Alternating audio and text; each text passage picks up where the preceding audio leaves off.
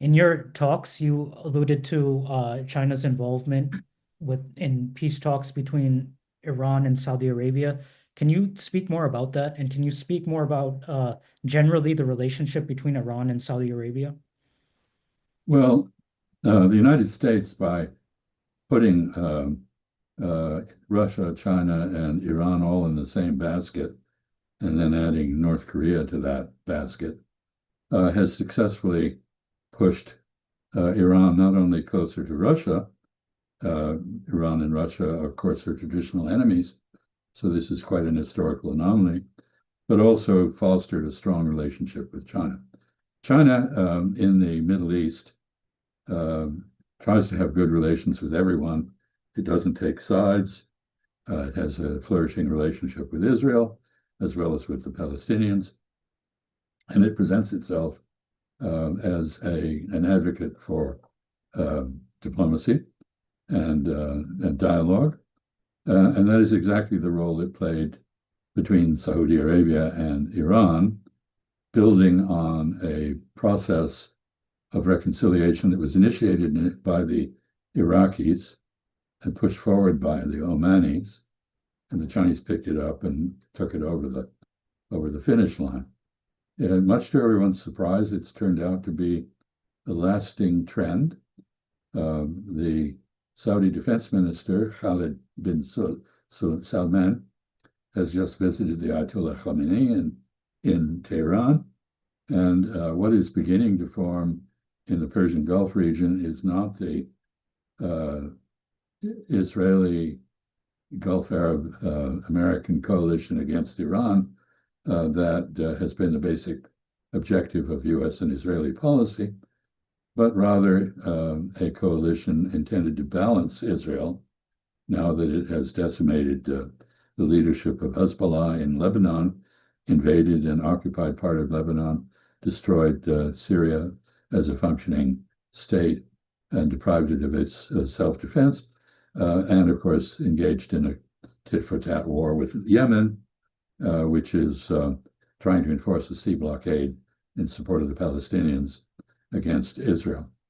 So the process of rapprochement that the Chinese initiated has gained a momentum of its own because of regional developments, which I don't think the Chinese or anyone else really anticipated. But they are in touch with everyone. They maintain contact.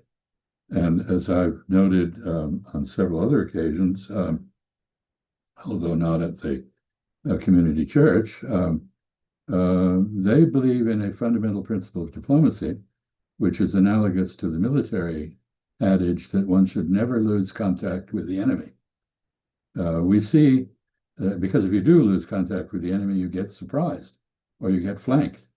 So when China conducted its border war, short victorious border war with India in 1962, it did not close its enemy or its embassy or withdraw its personnel from New Delhi.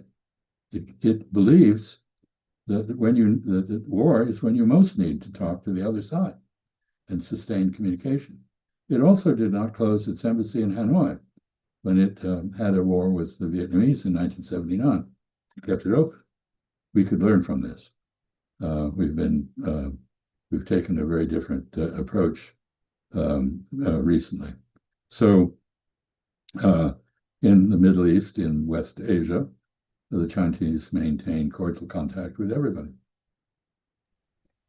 I think that's a very interesting alternative, what China's doing in the Middle East or West Asia compared to what the US is doing. The US is doing what looks like kind of like a divide and conquer strategy between like Iran and Saudi Arabia and these other countries. Well, often our behavior is driven by misstated and misconstrued moral principles.